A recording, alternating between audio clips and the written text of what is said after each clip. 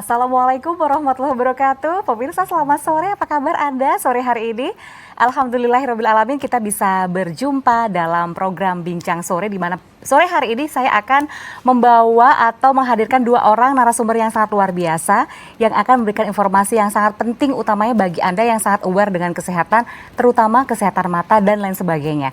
Karena tahukah Anda bahwa ternyata saat ini jumlah penderita diabetes di Indonesia semakin hari semakin meningkat. Total ada 415 juta penderita diabetes di dunia dan Indonesia sendiri menempati urutan ke-6 jumlah penderita diabetes terbanyak di dunia. Bisa dibayangkan seperti apa begitu ya. Terlebih ternyata diabetes ini implikasinya bisa kemana-mana. Salah satunya adalah terhadap kesehatan mata kita. Nah, kira-kira seperti apa gejala-gejalanya, kemudian apa yang bisa kita lakukan untuk bisa meminimalisir hal yang tidak diinginkan terkait dengan diabetes dan juga gangguan terhadap kesehatan mata kita.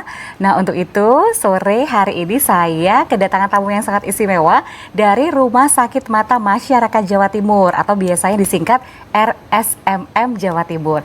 Ada dua dokter cantik di samping sebelah kanan saya. Ada Dr. Rika Agustanti, spesialis mata. Beliau merupakan dokter spesialis mata RSMM Jawa Timur, divisi glukoma. Assalamualaikum, dok, apa kabar? Waalaikumsalam, Mbak Emily. Iya, tetap cantik ya meskipun pakai masker. Kemudian di ujung sana juga ada Dr. Elsa Rendita, spesialis mata, dokter spesialis mata RSMM Jawa Timur, divisi retina. Ya. Ternyata meskipun sama-sama spesialis mata, ini ada divisinya masing-masing begitu ya. Aduh, ini kan tadi sempat ngobrol masalah diabetes. Cukup banyak juga ya ternyata para masyarakat yang terkena diabetes begitu ya. Ini banyak karena termasuk penyakit metabolik terbesar juga. Gitu. Makanya implikasinya banyak ke mata juga sih. Nah, kalau kaitannya diabetes dengan kesehatan mata atau gangguan mata itu seperti apa sih kaitannya sebenarnya, dok?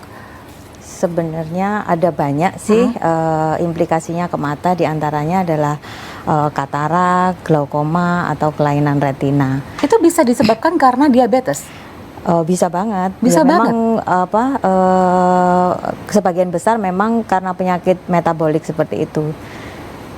Jadi diabetes implikasinya tidak hanya selain di mata, di samping juga ke organ-organ lain ya. Misalnya ke ginjal gitu ya. Salah satunya memang ke mata. Ke mata manifestasinya bisa macam-macam, bisa menimbulkan katarak juga, bisa glaukoma, bisa retina gitu. Jadi kalau misalnya ada yang kena glaukoma, katarak, retina, ketahuan gangguan di matanya dulu, mungkin bisa dicari tahu juga ini kondisi kesehatan secara keseluruhan seperti apa. Jangan-jangan ada diabetes juga di dalamnya begitu ya. Tapi kebanyakan, dok, kalau misalnya dokter Elsa bisa menjelaskan, kebanyakan yang datang ke RSMM itu dalam kondisi mereka sudah tahu nggak sih kalau udah kena diabetes, kemudian ternyata berpengaruh terhadap mata? Iya, seperti yang sudah dijelaskan oleh Dr. Rika bahwa diabetes adalah merupakan suatu penyakit metabolik ya.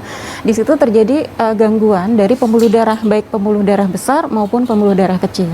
Nah, kalau yang kelainan yang ada bisa mengenai otak, bisa mengenai jantung, bisa mengenai ginjal, kemudian organ-organ perifer, kaki, tangan, dan termasuk mikrovaskulernya ada di mata. Gitu. Biasanya pada umumnya pasien-pasien tidak merasakan gangguan di awal penyakit. Nah, padahal kalau dilakukan screening atau deteksi dini, ternyata sudah mulai muncul kelainan, baik itu yang berupa non-proliferatif diabetik retinopati atau stadium awal daripada penyakit retinopati diabetik. Gitu. Jadi saat ini memang jumlahnya semakin meningkat ya. Di dunia sendiri sekitar 170 juta. Itu pada tahun 2000, kemudian pada tahun 2030 akan meningkat hampir 400 juta. Sedangkan di Indonesia sendiri tahun 2000 sekitar 8 juta penderita diabetes. Nah, kemudian akan meningkat pada tahun 2030 sampai dengan 21 juta. Nah, ini nanti khawatirnya akan menjadi bom waktu di tahun 2030. Tapi kalau boleh tahu kenapa sih penyakit diabetes ini kok semakin hari semakin bertambah jumlahnya, padahal kan sosialisasi, kemudian akses informasi kepada masyarakat itu kan semakin luas begitu ya. Seharusnya kan semakin aware, semakin berhati-hati. Tapi ini kenapa semakin bertambah, dok? Mungkin lifestyle ya, gaya hidup juga. Mungkin banyak makan makanan fast food segala macam ya. Kebiasaan yang semua serba instan. Nah, itu kan kadang-kadang memicu juga penyakit metabolik. Mungkin salah satunya itu sih. Jadi Gitu. akhirnya meskipun informasi sudah banyak, termasuk program seperti yang Ya. sore hari ini juga ada, tapi tetap saja karena tadi masalah lifestyle atau gaya kan hidup semakin tadi ya. berkembang, semakin maju suatu negara kan kadang-kadang lifestyle-nya juga ikut berubah. Semua apa-apa segala macam serba instan. Nah, itu kan juga memicu juga. Nah, diabetes kan yang pernah saya baca itu ada yang karena genetik, ada yang karena lifestyle. Nah, ini dua-duanya sama-sama memberikan dampak terhadap kesehatan mata tidak? Iya. Memang betul Mbak Emil. Jadi ada beberapa faktor risiko di sini terhadap penyakit diabetes itu sendiri. Jadi ada faktor risiko yang memang tidak dapat dimodifikasi. Seperti halnya genetik. Jadi umpama kalau orang tua sudah ada yang sakit diabetes, jadi tetap ada kemungkinan untuk menurunkan secara genetik kepada putra-putrinya. Iya. Kemudian dari jenis kelamin, memang paling banyak adalah perempuan, walaupun banyak juga yang laki-laki. Kemudian ada faktor yang dapat dimodifikasi, gitu. Seperti halnya misalnya kontrol gula darah. Kemudian kontrol tekanan darah. Bagi yang punya darah tinggi segera dikontrol. Kemudian juga kolesterol yang tinggi segera dikurangi makanan goreng-gorengannya. Kemudian ada faktor-faktor risiko lain tambahan, yaitu misalnya pada kondisi kehamilan, pada kondisi kelainan ginjal, gitu. Terus, nah itu semua yang harus faktor-faktor yang harus kita waspadai. Untuk yang tidak bisa dimodifikasi ya gimana, tapi kalau yang bisa kita usahakan adalah faktor yang bisa dimodifikasi itu tadi. Kebanyakan para penderita itu ketahuan kena diabetesnya dulu atau ketahuan kena gangguan mata dulu nih, Dok? Oh, biasanya sih mereka kadang menyangkal ya, kadang diabetes enggak tahu-tahu periksa ke mata ada penurunan penglihatan. Setelah kita cari, habis itu mungkin kadang-kadang kita periksa secara lengkap baru ketahuan. Kadang-kadang seperti itu. Tapi ada juga yang memang dari awal itu sudah tahu, terus habis gitu gulanya juga terkontrol, tapi toh beberapa tahun kemudian ku tetap ada manifestasinya ke mata juga. Kalau untuk manifestasi terhadap gangguan mata itu hanya pada misalnya tadi kan ada glaukoma, ada katarak dan lain sebagainya. Itu bisa hanya salah satu saja atau bahkan bisa beberapa sekaligus? Iya. Jadi diabetes itu pada mata bisa berkaitan dengan penyakit-penyakit retinopati diabetik. Jadi kelainan pada retina akibat penyakit diabetes. Gitu, nanti pada waktu screening awal kita akan melakukan grading, kemudian kita akan lakukan pemantauan. Nah, pemantauan ini selama berapa lama? Bisa 1 tahun, bisa 6 bulan, 3 bulan, kemudian bisa 1 bulan bahkan, atau perlu misalnya kalau kondisinya sudah parah kita putuskan dilakukan tindakan apa, gitu. Ya, seperti itu, Mbak. Memang saya tambahkan ya, memang manifestasi di mata itu kadang itu tidak hanya satu, misalnya diabetes kenanya pasti ke retina gitu, atau diabetes pasti kenanya ke glaukoma. Tapi jadi satu kesatuan di mana kadang-kadang udah kena retina, ternyata dia juga memicu katarak, karena memicu katarak dia akhirnya glaukoma. Jadi merupakan suatu rangkaian. Jadi kita nggak bisa hanya periksa retinanya aja atau bagaimana. Jadi pemeriksaannya harus secara keseluruhan, terutama untuk pasien-pasien dengan kelainan metabolik seperti ini. Tapi biasanya dialami oleh mereka yang usia-usia tertentu atau semua usia pun punya potensi yang terkena yang sama? Iya, betul Mbak Emil. Jadi pada umumnya pada usia lansia atau lanjut usia ya. Jadi kemudian tapi dengan pola hidup, kemudian yang kurang beraktivitas, kurang bergerak, kurang berolahraga, kemudian delivery order yang instan, kemudian pemilihan menu-menu yang cepat saji. Dulunya penyakit ini ada pada orang tua, kemudian sekarang bergeser ke anak yang lebih muda, dewasa, di mana yang dikhawatirkan adalah mereka ini produktivitasnya diharapkan tinggi gitu dari sisi ekonomi, sehingga bisa dibayangkan nanti kalau misalnya terjadi istilahnya time bomb suatu ketika pada tahun 2030, seharusnya mereka masih produktivitas tinggi, akhirnya malah menjadi beban gitu. Yang dikhawatirkan kalau adalah anak-anak bisa terkena juga nggak? Bisa Diabetes secara kemudian berimbas pada genetik. mata. Betul, Bisa juga. secara genetik bisa. Secara genetik juga bisa Iya, gitu ya? bisa. Wah, ini artinya kita harus melakukan langkah-langkah antisipasi agar hal tersebut tidak terjadi. Tapi kalaupun terjadi, apa yang harusnya kita lakukan? Nah, jawabannya nanti pemirsa. Jangan kemana-mana, tetap bersama kami dalam Bincang Sore. Kami hadir sesaat lagi.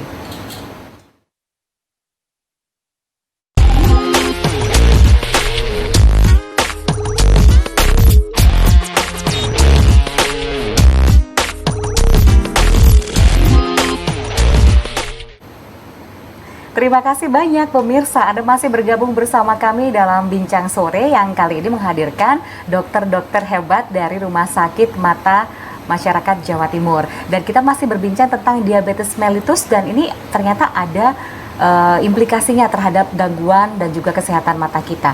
Nah, salah satu selain tadi berpengaruh terhadap retina atau kesehatan retina, ternyata diabetes ini juga berpengaruh terhadap kesehatan yang lain, yaitu bisa menimbulkan glukoma.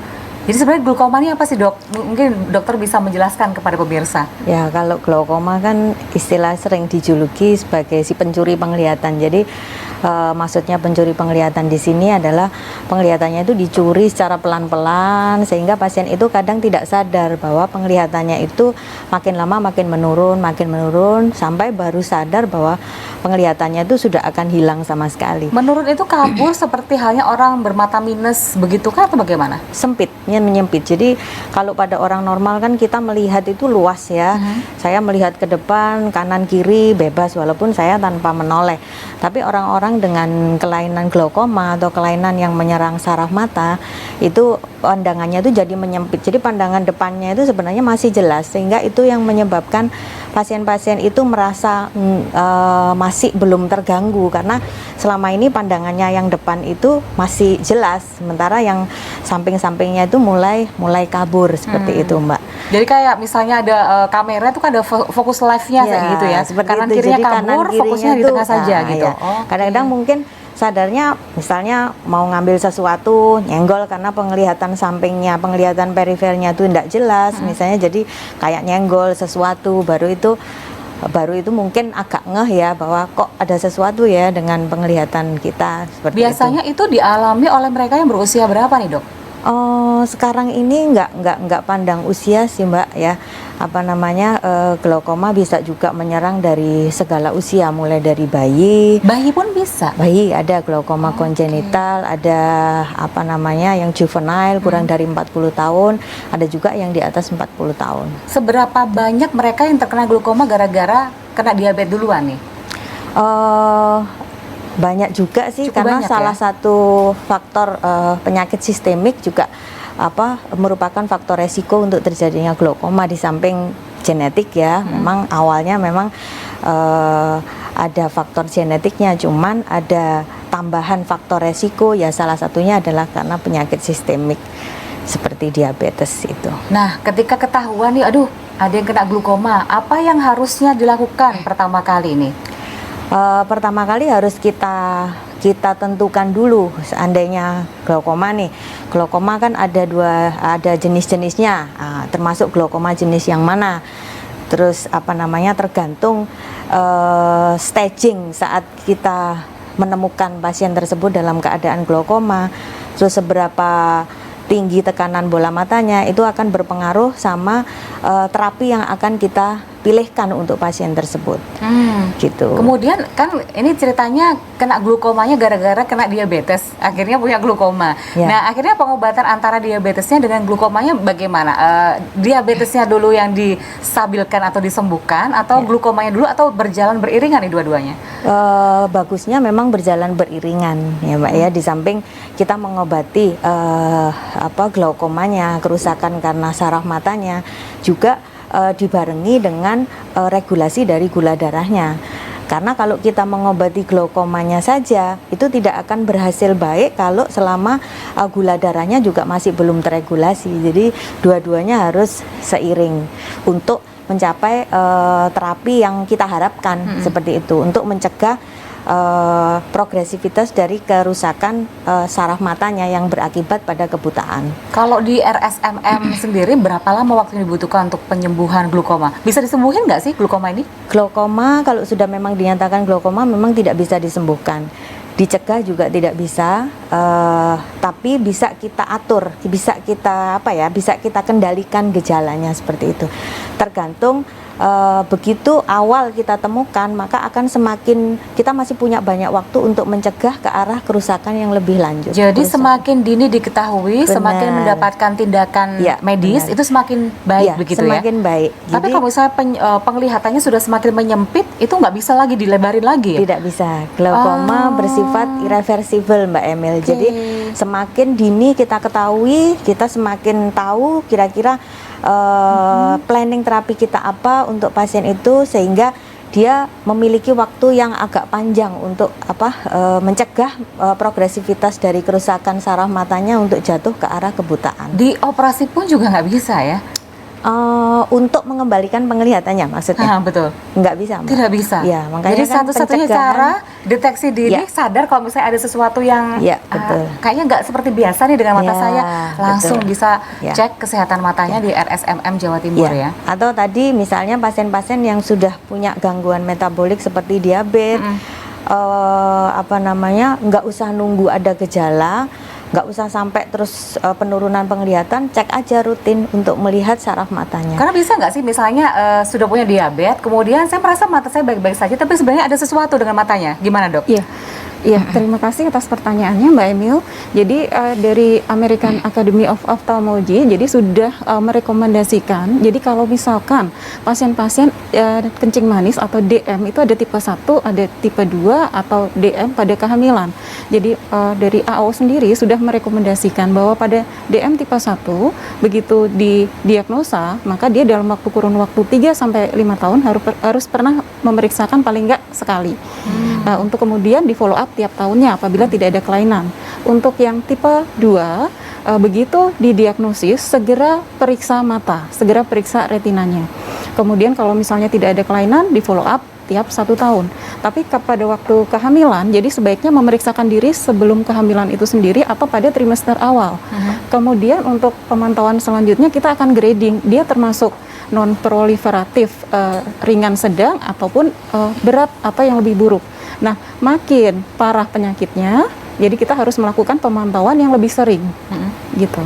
Jadi memang ada hal-hal yang harus dapat perhatian bersama, tapi intinya ketika ada sesuatu dengan mata Anda rasa nggak nyaman atau mungkin Anda sudah terdeteksi terkena diabetes, segera langsung konsultasikan dengan dokter spesialis mata. Dan kalau misalnya Anda penasaran RSMM Jawa Timur itu di mana sih? Nah, ini tetanggaan sebenarnya dengan JTV ya di belakang. tetanggaan. Ada di Jalan Ketintang Baru Selatan 1 nomor 1 Surabaya, atau di nomor telepon 031 820 10.000 atau WA juga bisa 082 3357 21517. Nah, kami akan hadirkan informasi-informasi yang lainnya masih terkait dengan tema yang satu ini usai pariwara.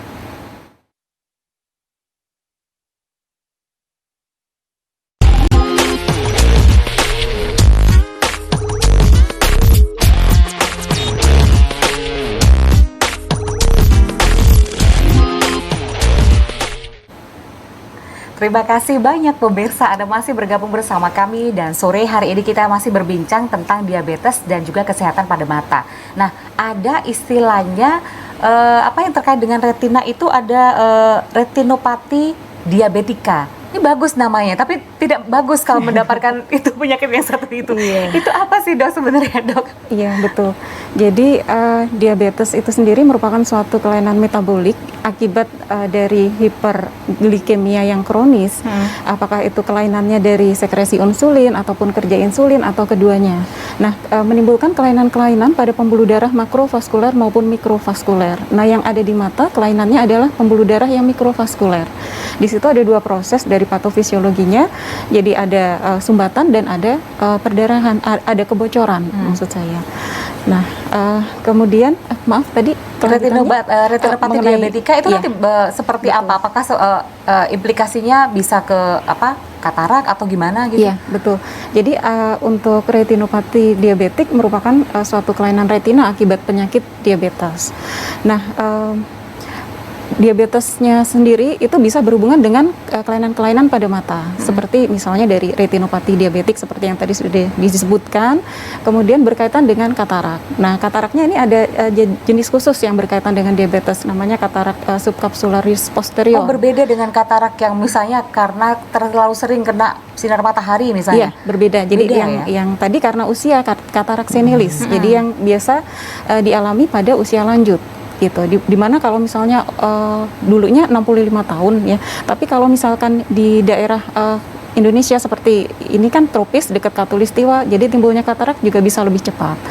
Kemudian katarak akibat komplikasi dari penyakit diabetesnya tadi seperti yang sudah disebutkan. Juga ada kelainan, nah yang disebutkan tadi ada khasnya untuk glaukoma pada diabetes, namanya glaukoma neovaskuler. Gitu, di situ terjadi sumbatan karena terjadi pembentukan pembuluh darah baru yang rapuh dan mudah pecah. Nah, kelainannya tidak hanya di bagian belakang yang atau retina yang disebut retinopati diabetik, tapi juga di bagian depan, pada sudut bilik mata depan itu bisa muncul neovaskuler sehingga mengakibatkan glaukoma neovaskuler itu tadi. Nah, kalau tadi glaukoma itu kan tidak bisa disembuhkan tapi bisa di-manage, dikontrol sedemikian rupa sehingga tidak terjadi level yang lebih tinggi lagi tingkat keparahannya. Kalau untuk katarak yang disebabkan karena diabetes itu bisa disembuhkan kah atau bagaimana? Iya. Jadi pada waktu pasien datang, kita akan melakukan pemeriksaan mulai dari tajam penglihatan, kemudian kita cek bagian depan bola mata dengan menggunakan slit lamp, kemudian kita ukur tekanan bola mata, kemudian kita lakukan pemeriksaan funduskopi. Nah, dari situ akan terlihat media refraksinya bagaimana. Kalau misalnya katarak tadi adalah kekeruhan pada lensa. Nah, itu merupakan bisa juga karena komplikasi penyakit diabetesnya. Gitu. Jadi akan terlihat bagaimana ketebalan kataraknya, kemudian jenis kataraknya seperti apa. Kalau misalkan murni katarak saja, pasien diabetes terkontrol, belum ada diabetik retinopatinya, maka dengan operasi katarak, maka prognosanya atau harapan kesembuhannya akan tinggi. Tetapi lain halnya kalau misalnya sudah ada kelainan retina, gitu. Jadi itu akan mempengaruhi. Kalau misalnya ada kelainan retina di situ, apalagi yang tipe yang lanjut gitu, misalnya sampai terjadi perdarahan di badan kaca, kemudian terjadi jaringan fibrovaskuler yang menarik retina, tentu akan kesembuhannya akan berbeda lagi. Ini kalau nggak salah diabetes itu kan ada tipe-tipenya gitu ya. Iya. Itu masing-masing tipe itu berimplikasi pada penyakit yang berbeda-beda atau sama saja? Sama, mengarahnya Sama ya? ke arah retinopati diabetik. Oke. Jadi seperti kita ngomong tadi tadi Mbak Emil kan bilang apa diabetes itu kena glaukoma aja, kena katarak aja, kena retina aja, enggak. Tapi ternyata semua itu keseluruhan. Bahkan diabetes retina bisa kena katarak, akhirnya bisa kena glaukoma juga. Jadi memang bisa kemana-mana gitu ya, rantainya bisa menyebar kemana-mana. Iya, kemana-mana. Karena gitu. memang yang diserang ada saraf dan lain sebagainya dan teman-temannya begitu. Nah, tapi kalau misalnya saya merasa aduh kayaknya ada sesuatu yang nggak nyaman deh dengan mata saya, itu bisa langsung datang ke RSMM Jawa Timur. Tadi alamatnya di Jalan Ketintang Baru Selatan 1 nomor 1 Surabaya. Kemudian nomor teleponnya boleh telepon dulu ya sebelum ke sana barangkali untuk mendapatkan informasi lebih lanjut di 03182010.000 atau WhatsApp boleh dicatat juga atau di capture yang ada di layar ini di 082335721517.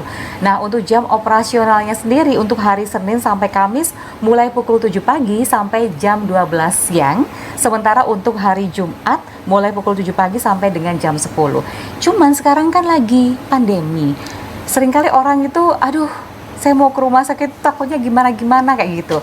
Kalau di RSMM sendiri seperti apa nih untuk kebijakan selama pandemi ini? Ya, sebenarnya kalau ketakutan itu pasti ada ya, tapi kadang-kadang pasien itu malah lebih cenderung lebih baik ke rumah sakit yang khusus mata aja. Jadi image-nya mereka kan nggak ketemu pasien yang penyakit yang lain istilahnya kayak penyakit dalam atau parus setelah itu. Tapi di RSMM sendiri juga sudah kita antisipasi dengan menerapkan protokol kesehatan seperti biasa ya. Untuk masuk kita harus cek suhu. Terus kalaupun ada pasien-pasien yang ada gejala yang mengarah ke sana, kita ada jalur khusus fast track, jadi pasien itu langsung kita periksa secara terpisah. Oh, Gitu aja. jadi nggak perlu antri lagi di depan itu ya. sambil nunggu di ruang tunggu yang ini Nggak perlu. bersama Jadi dengan orang kita lain nggak ya? siapkan jalur khusus fast track, pasien itu kita periksa di sana, udah selesai. Kalau kita perlu periksa rapid juga, kalau misalnya kecurigaan mengarah ke sana kita rujuk. Seperti itu. Kalau untuk antriannya sendiri apakah dibatasi atau seperti apa? Kadang kan memang saking banyaknya orang yang butuh bantuan begitu ya, di sana kan ramai sekali RSMM Jawa Timur gitu. Apakah dibatasi atau bagaimana untuk jumlah antriannya saat ini? Kalau pada waktu awal pandemi kemarin, pengunjung yang membatasi diri, menahan diri supaya tidak ke rumah sakit dahulu.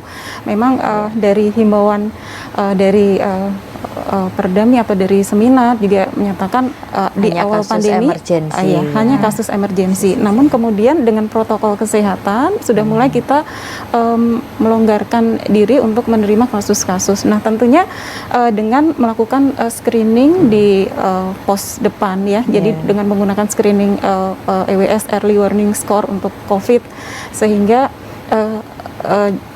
kemudian kita juga menanyakan bagaimana faktor risiko, riwayat bepergian, riwayat kontak bagaimana, kemudian himbauan untuk tetap memakai masker, menjaga jarak, sering mencuci tangan, boleh silakan memakai face shield juga nggak apa-apa, kemudian untuk jarak tempat duduk juga kita atur, kemudian kita menggunakan untuk petugasnya juga menggunakan shield gitu, sehingga untuk meminimalkan risiko penularan antara pasien dengan petugas kesehatan itu sendiri. Kemudian seperti tadi yang dijelaskan oleh Dr. Rika, jadi kita menghimbau juga untuk pengantar pasien yang rawat inap hanya satu, kemudian ada beberapa pemeriksaan untuk pasien sebelum bisa masuk ke rawat inap. Jadi memang dijamin aman begitu ya, dan menerapkan standar protokol kesehatan COVID-19. Jadi kalau Anda merasa ada yang tidak nyaman dengan organ mata misalnya, atau Anda merasa waduh saya diabetes saya ini kayaknya bisa-bisa pengaruhnya ke mata juga dan ingin segera memeriksakan diri, jangan khawatir karena di sana di RSMM Jawa Timur sudah menerapkan standar protokol kesehatan COVID-19. Nah, kalau terkait dengan banyak sekali penyakit yang terjadi akibat dari menderita diabetes mellitus, ini di RSMM sendiri seberapa lengkap peralatan yang sudah dimiliki untuk menangani beragam macam penyakit tadi, Dok? Untuk alat kita lengkap sih Mbak, dari mulai laser, alat-alat diagnostik, alat-alat penunjang terapi seperti laser kita lengkap sih. Tergantung apa itu tadi, apa namanya, kita lihat dulu apa yang diperlukan. Tapi kalau seandainya diperlukan tindakan yang lebih lanjut, misalnya lebih canggih pemeriksaan, kita semua udah lengkap Mbak. Kalau untuk rawat inapnya sendiri bagaimana, Dok? Bisa menampung berapa banyak pasien begitu? Sekitar 50 tempat tidur. Sekitar 50 tempat tidur yang bisa dimanfaatkan begitu ya. Oh iya, satu lagi pertanyaan. Ini bisa nggak sih menggunakan BPJS begitu? Misalnya ada kekhawatiran, waduh nanti takutnya bayarnya harus mahal dan sebagainya. Saya punya BPJS, kalau ke RSMM Jawa Timur kira-kira bisa tidak menerima layanan tersebut? Iya. Bisa, pasien bisa menggunakan BPJS, kemudian mau dengan umum atau bekerja sama dengan asuransi seperti InHealth gitu, silahkan. Ya. Ada beberapa rekanan asuransi juga yang sudah bekerja sama dengan kita Mbak Emil, nanti monggo dilihat daftarnya aja, tapi BPJS kami menerima. Kalau untuk pemeriksaan retina sama glaukoma itu juga tercover BPJS juga? Semuanya. Oh semuanya? Ya. Oh gitu. Jadi pasien tinggal datang aja. Harus ada dapat rujukan juga tidak? Misalnya kan kalau biasanya sebelumnya harus dapat rujukan dari klinik atau puskesmas yang telah ditentukan, baru dirujuk ke vaskes yang lanjutan begitu. Ini harus ada rujukan dulu atau boleh langsung datang? Iya, tetap menggunakan rujukan berjenjang, bisa dari vaskes pertama, puskesmas, atau klinik mata, kemudian bahkan dari rumah sakit tipe D, C juga bisa melakukan rujukan ke rumah sakit mata masyarakat yang merupakan rumah sakit tipe B. Ya. Jadi setelah dapat rujukan baru menuju ke RSMM Jawa Timur begitu ya. Kalau selama ini ya, kalau tahun ini deh trennya yang paling banyak itu yang mana nih, penyakit apa yang disebabkan oleh diabetes? Atau sama-sama banyak ya? Sama-sama tetap banyak, Mbak. Ya nomor satu tetap katarak ya. Katarak, glaukoma, retina, refraksi, penyakit infeksi itu masih termasuk 10 besar penyakit terbanyak sih. Tetap saja trennya juga. Kalau tingkat kesembuhan bagaimana selain glaukoma ya? Untuk tingkat kesembuhan seperti apa? Ya, semakin cepat ditemukan penyakitnya, semakin dini dilakukan screening, maka kita akan semakin cepat untuk melakukan terapi gitu, sehingga harapannya bisa mempertahankan penglihatan, bahkan penglihatannya bisa lebih maju dengan pengobatan saat ini. Jadi intinya ada pada diri sendiri begitu ya, untuk bisa mengidentifikasi ini ada sesuatu yang mencurigakankah dengan kesehatan saya, dengan penglihatan saya, atau seperti apa, dan segera melakukan langkah-langkah dengan memeriksakan ke RSMM Jawa Timur. Nah, kalau mau tahu alamatnya di mana, alamatnya ada di Jalan Ketintang Baru Selatan 1 nomor 1 Surabaya, atau di nomor telepon 031 82 010.000, atau bisa juga WhatsApp di 0823357 Nah, untuk jam operasionalnya dari Senin sampai dengan hari Kamis mulai pukul 7 sampai dengan 12 siang. Sementara kalau hari Jumat mulai pukul 7 sampai dengan pukul 10 siang waktu Indonesia Barat. Kalau Sabtu Minggu libur atau bagaimana? Libur. Oh, libur ya. Berikan kesempatan kepada dokter-dokter ini libur gitu ya. Baik, kita harus break sejenak dan nanti Anda juga bisa bertanya melalui telepon interaktif kami usai jeda pariwara berikut.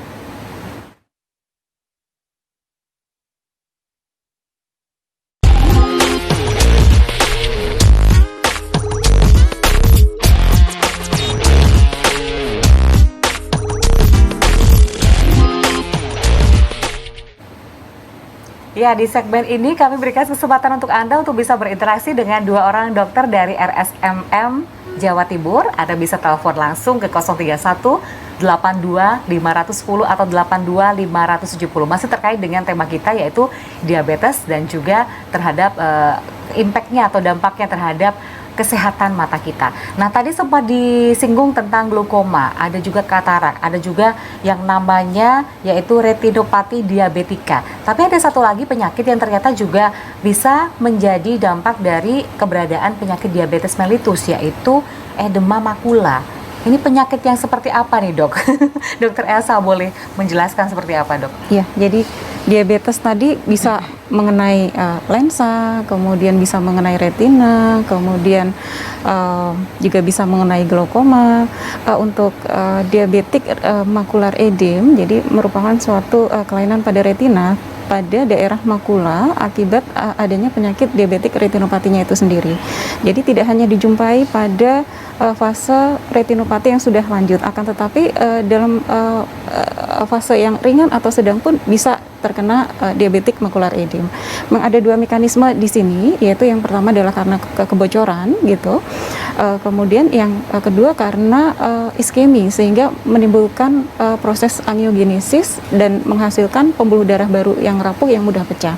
Nah, edema makula ini ada di daerah makula atau pusat penglihatan kita, gitu, sentral daripada retina. Gitu, sehingga kalau misalkan terkena istilahnya DME ini, maka penglihatan akan buram karena langsung pada sentral makula, di mana retina makula atau sentral dari retina ini kita bisa melihat tajam penglihatan yang detail, kemudian melihat wajah orang, membaca tulisan. Dan buramnya ini berbeda dengan buramnya mata minus ya, Dok ya? Buramnya atau bagaimana? Ya, buramnya mata minus karena misalnya kelainan refraksi ya, gitu. Jadi di mana bayangan cahaya yang masuk ke retina gitu jatuhnya ada di depan retina gitu. Nanti bisa dikoreksi kalau kelainan refraksi, apakah itu dengan kacamata, kemudian lensa kontak maupun dengan bedah refraktif.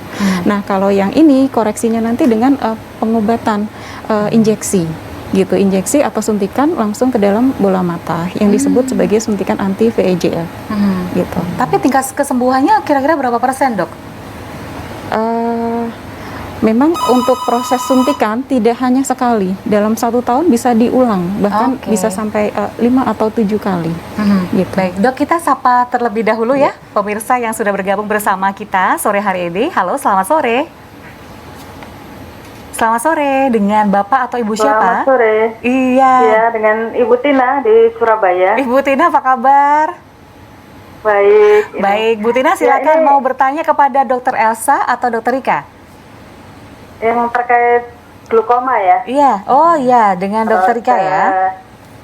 Ya baik, ini Dok, saya mau tanya kalau misalnya diabetesnya sudah tinggi, kemudian melakukan terapi pengobatan dan bisa turun, apakah otomatis glukomanya juga sembuh, Dok?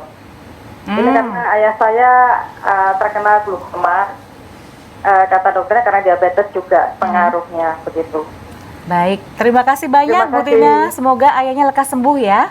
Terima kasih banyak. Gimana Iya. nih Dok? Maksud Bu Tina mungkin glaukomanya turun tuh mungkin tekanan bola matanya turun kali ya.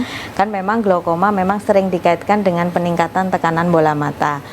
Memang berkaitan sih kalau misalnya gula darahnya tinggi biasanya tekanan bola matanya turun. Tapi kalau masalah makanya saya tadi bingung tekanan bola matanya turun sih memang berpengaruh ya. Tapi apakah progresivitas glaukomanya itu memburuk atau seperti apa harus kita lakukan pemeriksaan memang, tapi memang sejalan sih kalau misalnya gulanya sudah terkontrol biasanya tekanan bola matanya ikut turun, mungkin progresivitas kerusakan saraf matanya juga melambat seperti itu. Oh iya, sorry. Kalau diabetes sendiri sebenarnya bisa sembuh nggak sih sebenarnya Dok? Kalau diabetes kan memang nggak bisa Nggak sembuh, bisa sembuh, Mbak. tapi bisa Hanya dikontrol. Kita regulasi seperti itu. Oke, bisa Iya. dikontrol sehingga impact-impact yang Iya, lain pun juga bisa benar, dikontrol, termasuk ya. glukoma tadi Iya, begitu ya. benar, Mbak Emil, Oke, iya. tapi memang kalau misalnya kadar gulanya semakin turun, otomatis biasanya glukomanya juga akan mengikuti. sih, berpengaruh. Tekanan bola matanya biasanya ikut turun. Nah, kalau tekanan bola matanya turun, otomatis kan kerusakan saraf matanya juga akan melambat istilahnya. Oke, begitu ya Bu seperti Tina penjelasannya. Tapi kalau misalnya ingin konsultasi secara langsung dengan Dokter Rika atau Dokter Elsa, bisa langsung datang ke RSMM Jawa Timur di Jalan Ketintang Baru Selatan 1 nomor 1 Surabaya, atau di nomor telepon 03182 10.000 atau WhatsApp di 0823357215117.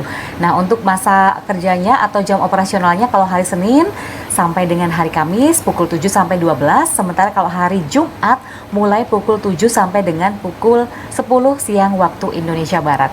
Untuk Anda yang lainnya yang ingin bergabung silakan bisa langsung telepon ke 031 82 510 atau 03182 570. Kita masih berbincang tentang diabetes begitu ya. Nah, kalau untuk diabetes kan nggak bisa disembuhkan seperti tadi disampaikan Dokter Rika. Tapi kalau ketika misalnya katarak sudah dioperasi, artinya penglihatan akan normal kembali seperti semula kah? Atau bisa jadi ada kemungkinan muncul lagi nih Dok? Iya. Karena diabetesnya masih ada gitu kan? Iya, kalau dari katarak yang kekeruhan lensa ya, karena gangguan nutrisi dan metabolik juga di dalam lensanya sehingga mempercepat terjadinya katarak gitu. Jadi kalau misalkan tidak ada kelainan yang lain dengan teknologi katarak sekarang di mana operasi tanpa jahitan, kemudian dipasang lensa tanam sehingga penglihatannya akan seperti melihat dengan mata yang baru gitu. Biasa.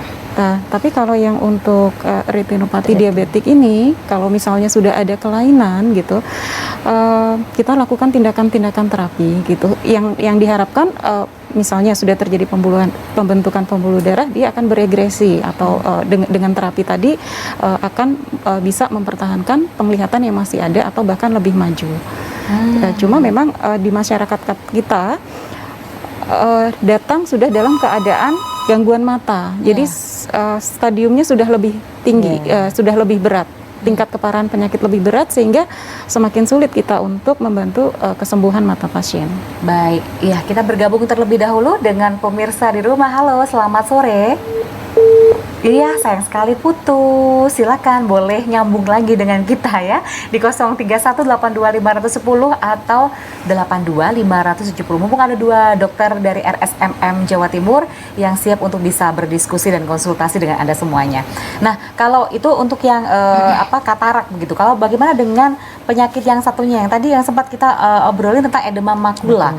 Itu kan di terapi berapa lama sekali harus dilakukan penyuntikan nih, Dok? Iya.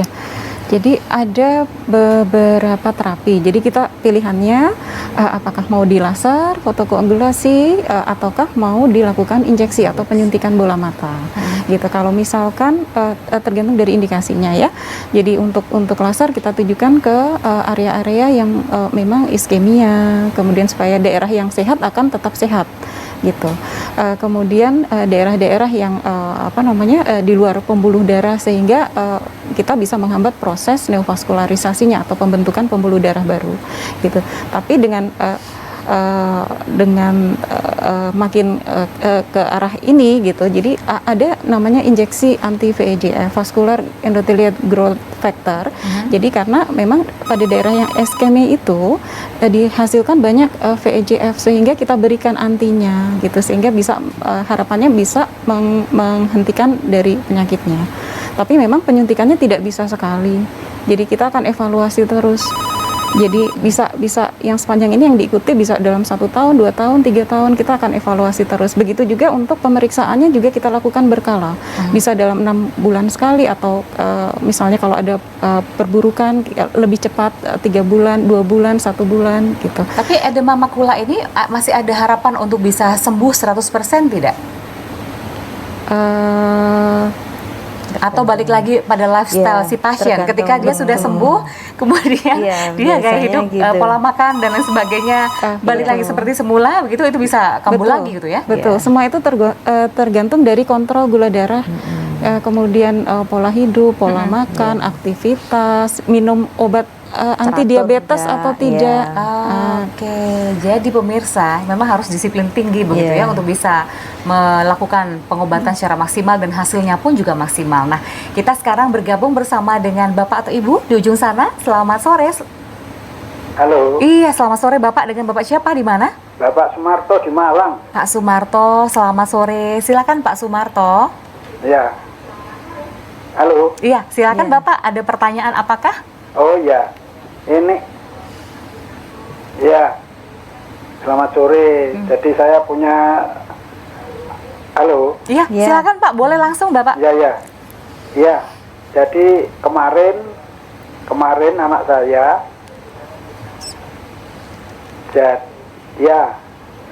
Bagaimana Pak? Iya dok. Jadi anak saya itu kemarin periksa gulanya 490. Usia berapa Pak? Usia 40. 40 ya? Ya. Kemudian setelah masuk ke dokter mata, ternyata setelah masuk ke dokter mata diperiksa untuk sarafnya itu nanti 3 kali gitu. Baru akan ketahuan itu sakit apa demikian ini bisa sembuh atau langsung operasi mata gitu. Kalau keluhannya apa nih Pak kalau boleh tahu? Ya sakit kan, sakit matanya merah gitu. Matanya merah, ada pembengkakan atau kabur matanya? Mata kanan. Penglihatan kabur tidak Pak?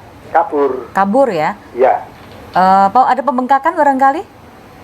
Nyeri atau bagaimana? Ya nyeri katanya. Nyeri ya? Iya. Baik, ada yang mau ditanyakan dok? Ya udah nyeri, merah, mual muntah gitu ya Pak ya? Mual muntah gitu ya? Ya. Ada mual muntahnya juga ya Pak? Baik, Merah, Pak Sumartono, mual muntah ya? nanti dijawab nanti ya Pak Sumartono. Mohon untuk tidak ganti channel televisi Anda. Dr. Rika dan Dr. Elsa nanti akan langsung menjawab pertanyaan Anda. Dan kami harus break sejenak pemirsa, kami akan kembali usai pariwara.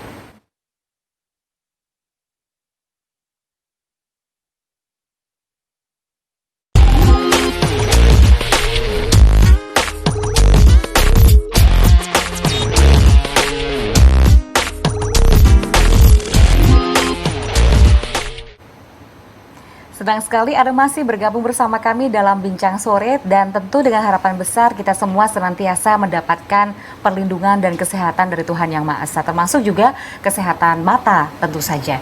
Nah, kalau misalnya Anda merasa ada gangguan pada mata Anda bisa langsung melakukan konsultasi sejak dini dengan dokter-dokter spesialis mata di RSMM Jawa Timur yang beralamatkan di Jalan Ketintang, Baru Selatan 1 nomor 1 Surabaya, atau di nomor telepon 031 820 10.000 atau nomor WhatsApp di 082 3357 21517.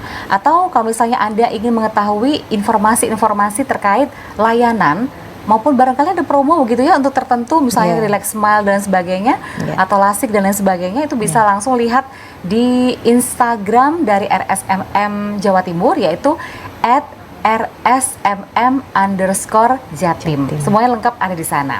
Nah, kalau tadi sempat ada penelpon yang telepon kepada kami, Pak Sumarto ya, ini gimana dok? Kalau misalnya tadi ternyata diabetesnya cukup tinggi, kadar gula darahnya 400, kemudian ada keluhan-keluhan pada mata. Ini memang harus ada beberapa kali pemeriksaan baru bisa didiagnosa memang dok ya?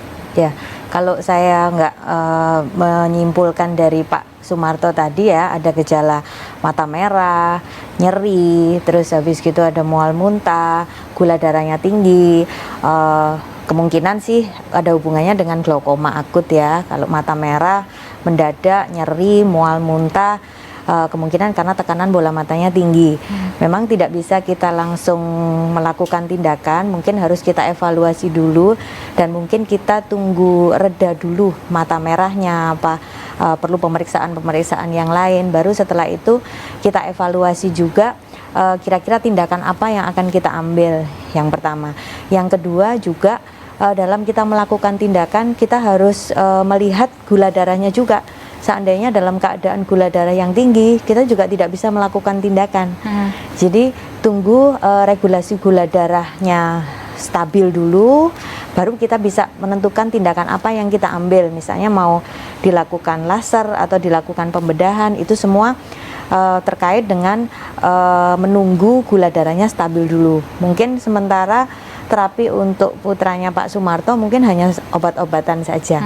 Baru nanti kalau gulanya sudah terkontrol, kita evaluasi lagi perlunya diapakan, dilakukan pembedahan atau hanya dilakukan laser aja. Mengapa pada saat gula darahnya masih tinggi tidak boleh dilakukan terapi? Ya, terkait dengan penyembuhan luka juga, seperti itu juga. Oh ya, jadi kalau misalnya masih tinggi, tingkat resikonya lebih tinggi juga besar. Gitu komplikasi operasi juga lebih tinggi, pasca operasi juga lebih tinggi. Nah, sambil menantikan treatment begitu ya, sambil menunggu gula darahnya kadarnya stabil, itu bagaimana perawatan yang bisa dilakukan oleh si pasien terhadap matanya dan juga kesehatannya secara keseluruhan? Sementara ya untuk matanya hanya obat aja, sambil kita beri rujukan untuk regulasi gula darahnya ke penyakit dalam mungkin, atau ke dokter yang untuk menurunkan tekanan gula darahnya si pasien itu. Kalau makanan sendiri ada tidak kalau terkait dengan glaukoma, makanan-makanan yang harus dihindari? Kalau untuk makanan untuk glaukoma tidak ada. Tapi untuk diabetesnya yang ada ya? Untuk sistem untuk penyakit underlyingnya biasanya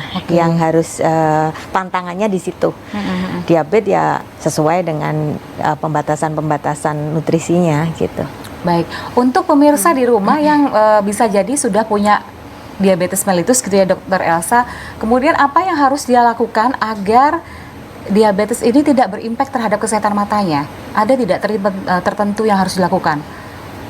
Iya, pada pasien diabetes begitu mengetahui bahwa dirinya mengenai diabetes, segera periksakan organ-organ target itu tadi yang sudah disebutkan, termasuk di mata. Jadi kita semakin cepat diketahui atau semakin deteksi dini lebih awal, sehingga kita bisa menentukan terapi yang lebih awal, sehingga resiko untuk keparahan penyakitnya di kemudian hari yang berupa kebutaan permanen bisa dicegah. Jadi sebetulnya progresivitas dari penyakit retinopati diabetik ini 90% apabila pasien melakukan deteksi lebih dini dan melakukan terapi lebih dini.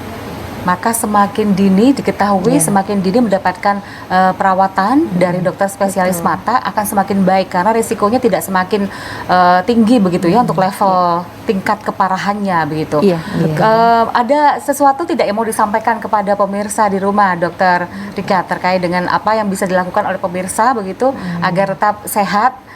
Ya, jadi pesannya aja tidak usah menunggu bergejala ya Mbak ya. Begitu ada penyakit diabetes itu juga harus memeriksakan diri ke dokter mata. Meskipun tanpa ada keluhan apapun tanpa ada gitu ya? keluhan apapun, itu lebih baiknya usia di atas 40 itu udah mulai kita cek ya saraf matanya, tekanan bola mata. Karena biasanya penyakit-penyakit glaukoma, retina itu biasanya kayak tekanan bola mata itu mulai ada peningkatan usia 40. Apalagi ada faktor-faktor resiko yang ada di belakangnya seperti diabetes atau ada faktor keturunan. Jadi jangan menunggu sampai bergejala, karena kalau biasanya bergejala itu udah sampai pada tingkat yang udah nggak ringan lagi. Oh iya, kalau misalnya ini kedua orang tuanya punya diabetes mellitus, itu kan ada risiko menurunkan kepada anak atau cucunya begitu ya. Nah, ketika baru melahirkan misalnya, anak-anak ini boleh langsung diperiksakan tidak sih dari kadar gulanya, kemudian kondisi kesehatan matanya, Dokter Elsa? Iya, ada beberapa penyakit yang muncul pada saat ibu hamil yang perlu kita periksa apa. Kemudian itu beserta dengan faktor risikonya. Misalnya ibu hamil dengan keadaan preeklamsi, gitu, kita periksa ada untuk pemeriksaan segmen posterior. Ibu hamil dengan mata minus tinggi. Nah, ini boleh nggak gitu partus spontan. Kemudian pada beberapa kondisi, misalnya bayi baru lahir. Nah, kita lihat lahirnya prematur atau tidak. Kemudian untuk balita, anak-anak mulai ada kelainan refraksi atau tidak. Kemudian dewasa. Nah, dewasa ini sama seperti lansia. Jadi ada beberapa penyakit yang sama. Jadi screening lebih awal, deteksi lebih awal sehingga pengobatannya akan lebih baik. Jadi dewasa dengan lansia, jadi yang perlu kita screening ya glaukoma, kemudian katarak, kelainan refraksi, kemudian retinopati diabetik, itu sudah mulai kita lakukan. Baik, Dokter Elsa, Dokter Rika, terima kasih banyak, informasinya sangat berharga sekali, upaya yang kita bisa lakukan bersama untuk mengantisipasi hal-hal yang tidak diinginkan begitu ya. Semoga tetap sehat agar bisa memberikan pelayanan yang terbaik kepada masyarakat. Baik pemirsa, demikian tadi bincang sore kita. Terima kasih atas kebersamaan Anda, semoga bermanfaat. Saya Emil Faiza, sampai jumpa. Wassalamualaikum warahmatullahi wabarakatuh.